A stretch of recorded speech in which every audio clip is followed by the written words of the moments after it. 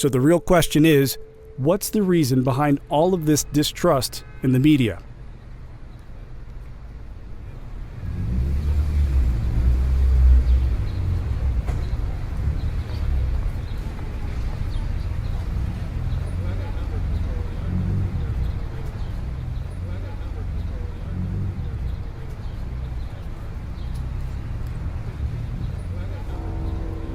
America, united in one, yet divided in wealth, geography, access, religion, politics, and information. With monumental events not only happening within the same century, but within the same consecutive months, unity is needed more than ever. When the media takes different stances, when the information is no longer clear or honest, of course, we the people find ourselves divided. This time is so new, so unprecedented, so dire for our country's future that communication and factual information are of the utmost importance. We must decide for ourselves to what extent we will allow the world to interfere with our being, our society, our truth. The time has come for our awareness. The time has come to be informed.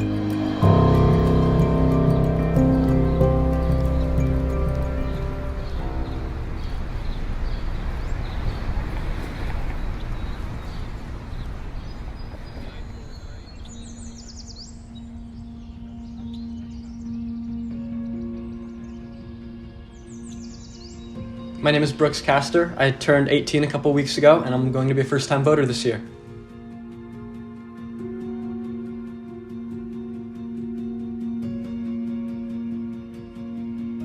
Voting in the election this year, I'm both really excited to take part of it. Like, I want my voice to be heard, but I'm also kind of worried that if I don't have all the information going into the polls, that I might be voting for something I might not necessarily agree with. I think there definitely is political agendas on both parties, and that no regular person watching the news or reading a newspaper would be getting the entire story. They'd be getting the events and a little bit of their bias, but I don't think it's possible to know the party's agenda.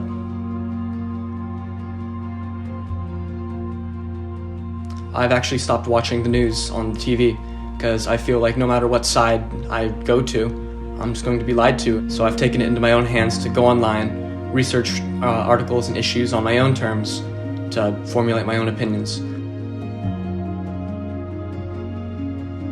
I think this is going to be one of the, if not the most impactful elections of American history. So I've been really diligent with trying to research as much as I can. I'm reading the county voter information ballot. I want to learn as much about these propositions as I can. I've been visiting news sites online to try to get both sides of the issue to make sure that everything that I'm going to be voting for is actually what I would like to align myself with.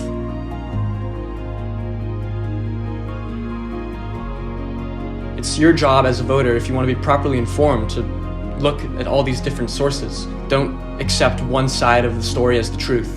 You want to see multiple sides and take multiple perspectives before you could formulate a solid opinion and backing on issues. I think the media, both sides, have lies in their stories, and they're lying to the people to try to further their own motives. So it's up to us to research for ourselves, form our own opinions, and find our own truths.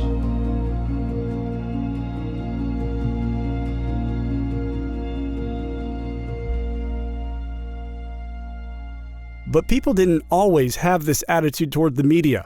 Most people simply trusted everything they heard because they had confidence in the system, confidence in integrity, truth, and honesty prevailing. So when did this cultural shift happen? Many think that the implementation of the 24-hour news cycle is to blame.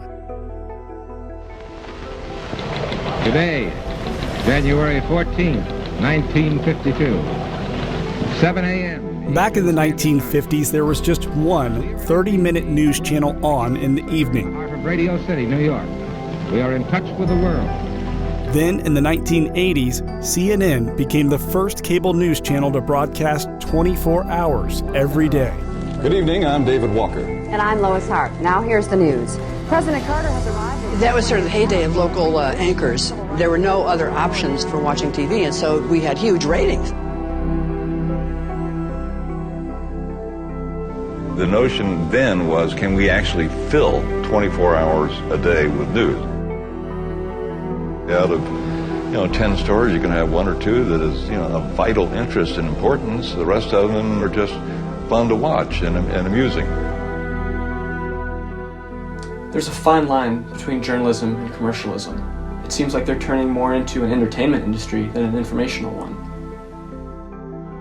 The stories and facts that we hear on the news are often biased because this is what the audience wants to hear. They're only concerned and top priority is making money. Sensational and dramatic stories get higher ratings, so 24-hour news channels spend a majority of the time reporting on these kinds of stories. In New London, Connecticut, police say a man apparently upset over a family problem. The news and the media, they're getting me to do exactly what they want me to do. I'm buying into and listening to what exactly they want me to buy into and listen to. And an Amtrak policeman were wounded critically. The conductor was also shot. He's reported in stable condition. People think that by buying into this 24-hour news cycle that they're doing society a favor by staying more informed.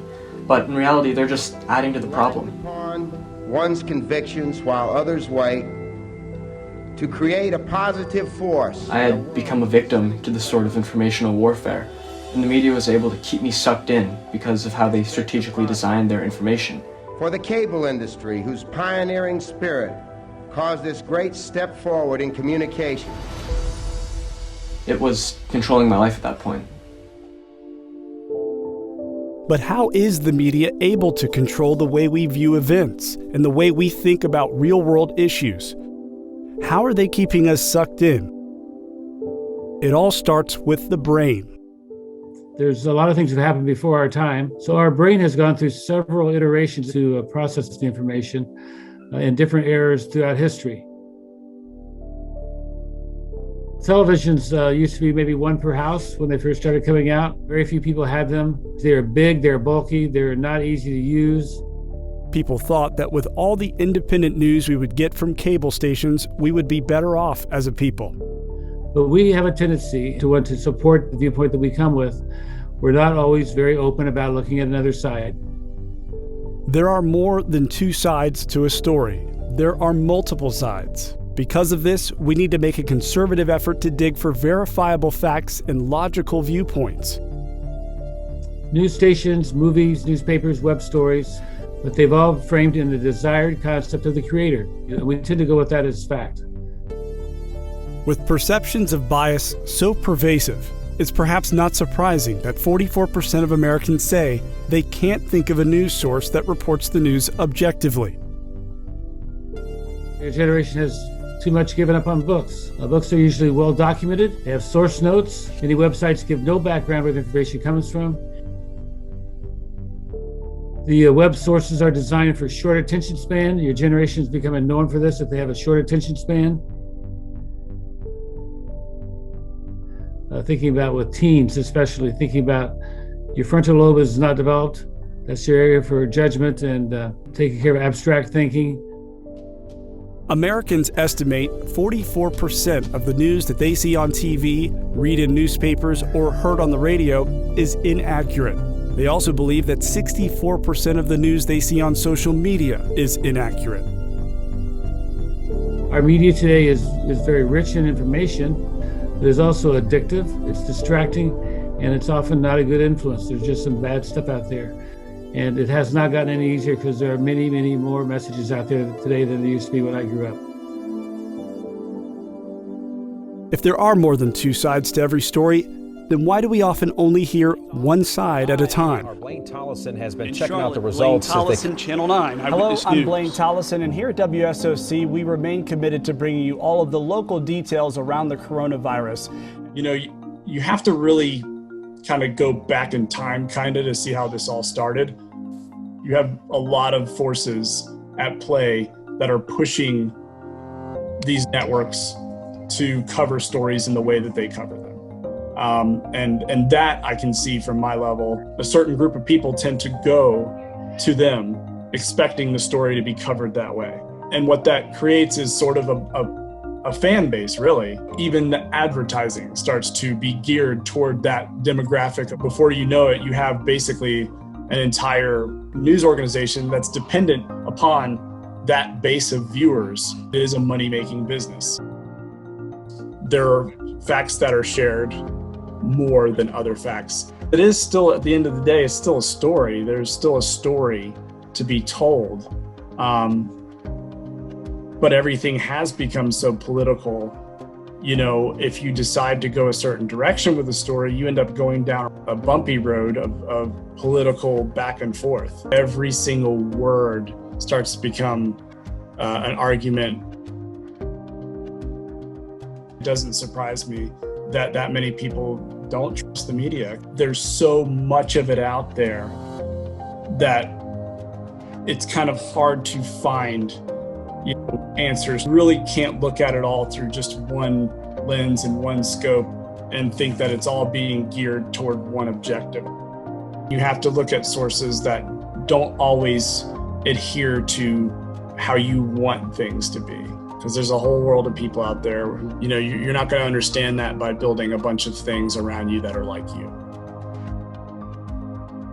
Always question yourself and question what you're hearing or being told by anybody. The news world is expected to be perfect in a lot of ways, and just like our society is imperfect, you know, the media is imperfect. You have to be careful how you cover stories. You have to be thoughtful, and you have to have empathy. You have to diversify where you get your news. Like, if you're going to watch Fox News, go watch CNN for a little bit. Go watch MSNBC for a little bit.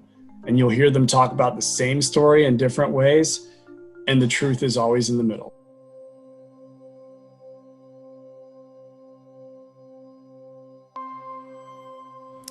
Today's December 7th. It has been a month since the election, and as of right now, Biden will be the next president of the United States. For the election. All of it as President-elect Biden announced a number of former Obama officials for his administration. They know how government should and It's crazy that there's still some people arguing and fighting, saying, no, Biden is not the next president. I feel like the media is to blame for this, and they're the root of this distrust and the root of this discontent with the system. There's been these cases rising up saying there's election fraud, and no, Biden didn't win, and no, that we have to recount.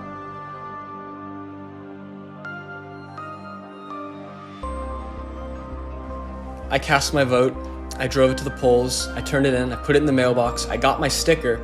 I did hours and hours of research on both ends. I've talked to friends of far left and far right. I've talked to both of my parents who are of different political ideologies. And after gleaning all this information and putting it together, I'm confident that I made the right decision. It's just so upsetting to hear that all this talk of fraud going on and this has been a mistruthful election. It is unsettling to know that there's a possibility that my vote wasn't counted.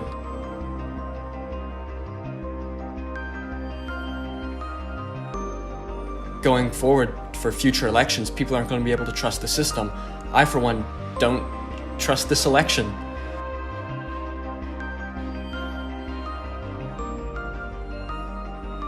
I think it's really embarrassing that the common person can't go onto their phone or computer and find concrete numbers on, say, COVID cases, say, election ballots, and get concrete answers. What is going on? How are we going to proceed going forward? With such different sides, different cases, different numbers, different statistics, it's impossible to find truth. And I feel like the media has really caused distrust in America.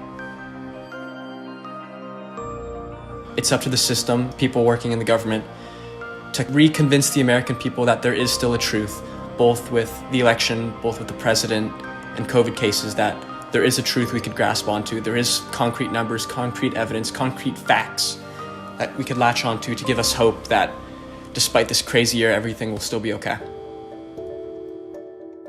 The Gallup Night study found that 8 in 10 Americans think the media is trying to convince people to adopt a certain opinion. Hi, my name is Dante Carter. I am the CEO and founder of Carter Media Group. My My job is to raise awareness in the court of public opinion, ensuring that the facts are out so that people can just be armed with the information that they need to move forward. I'm the first person in my family that was born in the United States of America with the ability to vote. That's what motivated me and inspired me to get politically involved. Participating in elections is one of the key freedoms of American life. Many people in countries around the world do not have the same freedom, nor did many Americans in centuries past. No matter what you believe or whom you support, it is important to exercise your rights. Voting is so important. I mean, there are a lot of key issues, and if everybody, especially the people impacted, aren't at the polls, then it's hard to really get your voice across. The 2020 presidential election set the record for the highest voter turnout in 120 years, and the highest record for mail-in voting ever, around 160 million votes. There are people that are working to keep folks from voting. It's all agenda-based, and if your vote didn't matter, the lines wouldn't be as long as they are. All of these things are strategic, they're intentional, and if your vote didn't matter, people wouldn't be working so hard to discard it. Your vote may not directly elect the president, but if your vote joins enough others in your voting district or county, your vote undoubtedly matters when it comes to electoral results. My job is to help educate the public on it, really addressing what are the key issues and ensuring that people understand what we're trying to do go forward. When I left television news, I went over to the Fulton County District Attorney's office. That's where I was most educated about the political system because I was in it. And so I was privy to some of those behind the scene conversations.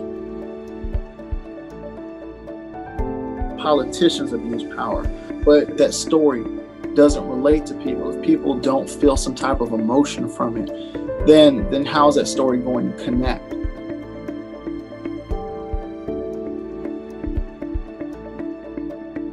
By diversifying the information that you're receiving, it'll help you out in the long run to really figure out, okay, where does this truth lie? Because every outlet is going to give you a different side of the story. And I think in reading those different sides, it'll help you to reach better conclusions and understandings of what is actually going on. We found that CNN is trusted by 70% of self-described liberal Democrats, but only 16% of conservative Republicans, a gap of 54 percentage points. Conversely, Fox News is trusted by 75% of conservative Republicans, but only 12% of liberal Democrats, a 63-point gap. I think social media, when it comes to this issue, has almost in a sense traumatized me. In our modern truth crisis and in a time of informational warfare, social media has escalated to become such a significant social issue because it is so easy to tamper stories and to release false information. The last 4 years on social media, we've seen snippets of what Donald Trump has said on certain issues. And if you didn't watch that press conference, you're just getting a snippet. And from that snippet, you can really distort the context of it. We're in a day and age of information. You miss things, you get it wrong. And if the information you're receiving is factually wrong, you can literally destroy somebody's world. America. We are all citizens of one nation under God, but maybe not so indivisible as once thought. My truth and your truth might never be the same, but they could be that much closer if we were all informed with the same facts. I hate to admit this as a proud American, but if I were a person of another country viewing the current political climate of America, I would laugh. In a perfect world, if news sources were to only portray straight, concrete facts and evidence with no implicit bias, there would be unity amongst the American people. There wouldn't be this political polarization. If we weren't so divided and seeing our own government and our own media as the source of a problem, we would have more faith in our system and more confidence and patriotism in our own country.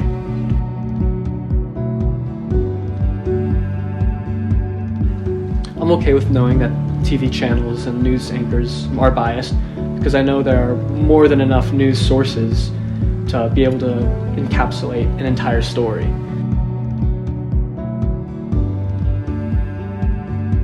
Although the media does provide good information, there's also inherent bias in whatever source you find, and that it's our job as people trying to seek truth to put in a little bit of effort, sort through and sift through all the bias that may lie in the media. You can't just look at the first thing you see and dub it as truth and then look at everything following saying it's false information. If I were to go back into the months leading up to the 2020 election, I would tell my past self before I cast my ballot to be more open-minded when researching online truth. Based on my own experience and based off the mistakes I may have made in the months leading up to the election, I learned to not trust the first thing I read on my phone or TV or see in the news. I would go forward and tell people to be more open-minded when determining what is true and what is false, to be able to look into sources that may not agree with them, to just see what they have to say. I would encourage others not to let their political views or views on social issues burn bridges between themselves and others. Just because their opinion differs from the opinion that you hold doesn't mean theirs is false. I would strongly encourage people to be people of character and to seek to educate themselves and to inform themselves well. And I also hope to persuade people to not build walls around themselves of information they have taken to be truth.